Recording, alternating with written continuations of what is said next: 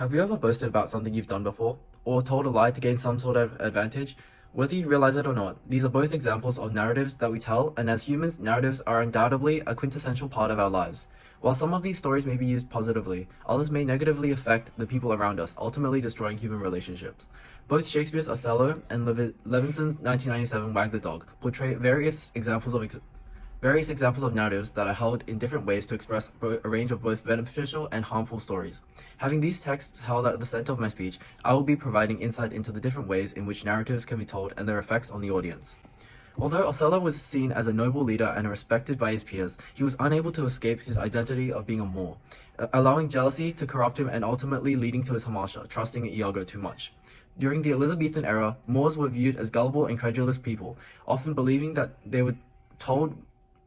anything that they were told without a need for further explanation or evidence. This is evident in the ongoing narrative of honest Iago, where Iago is constantly described by his associates as a man of pure and utter honesty.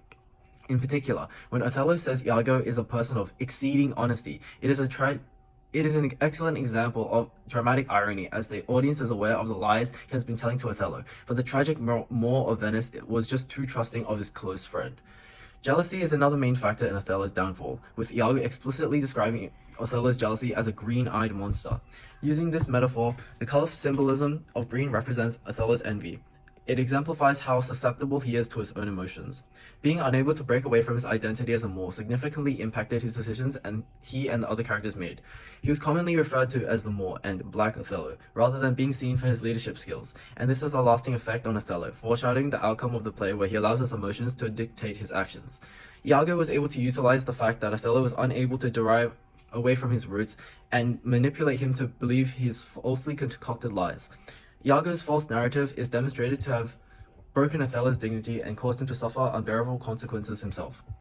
On the contrary, Shakespeare also incorporates narratives that can be observed to empower the cultural narrative of women, having Desdemona be a strong female character that helped establish the idea that women were not considered inferior to men. In 1603, the year Shakespeare wrote Othello, women were considered to be inferior to men, only having two purposes in life: to raise a family and to obey their superior male counterparts, their fathers and husbands.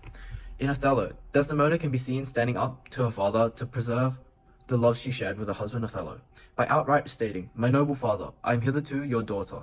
She is using her strong tone to express her pride in being a woman, showing how she is not afraid of being strong and breaking socially accepted standards to demonstrate her strong nature. By announcing to the Duke that her downright violence and storms of fortunes may trumpet to the world, she is using the metaphor of a trumpet blasting her ideas and opinions proudly to the world as a way to signify that she is not afraid to violate the normal standards and will not let anything stand in her way to the future she envisions for herself. When Desdemona is discussing the issues of her husband being hostile to Iago, she says, "Do not doubt, Cassio, but I will have my lord and you again as friendly as you were." This shows her willingness to take initiative to do what she believes will help her relationships. Desdemona is labeled throughout the play as a strong female character who utilizes empowering narratives to break the gender stereotypes present during the period Othello was set. Levinson's film Wag the Dog has both narratives that repair broken dignity of characters as well as others that aim to trick and deceive. Since the media was a novelty in the 1990s, Levinson uses it as a focal point in his play for how the false rumors created by Stanley Motts spread throughout the world. The President of the United States has recently been caught in a scandal that could damage his reputation and affect his chances of winning the upcoming election. To ensure that he won, Conrad Breen enlisted the help of Stanley Motts to help come up with narratives that would make the public forget about the previous scandal. Motts saying, "You'd have to have a war to cover the president's scandal," is met with smiles from Breen, as it is ironic that they had already wanted to go with this idea and that Motts had been saying it largely as a joke. Additionally, the dark setting is always present when the characters are plotting an idea, and this is an example of lighting being used to portray the fact that the stories they were creating were all lies. These are examples of narratives that were used to reform the president's dignity after it was initially lost due to his poor decisions. On the other hand, the media was used throughout the entirety of the movie to manipulate the public into believing the events were not true. The war that Motts and Breen have fabricated was quickly shut down by the CIA, serving as evidence that the truth always comes out and that it is impossible to keep up a lie forever, mirroring Motts' statement, "But you can't hold the dam," with the dam symbolizing the truth of the president's situation.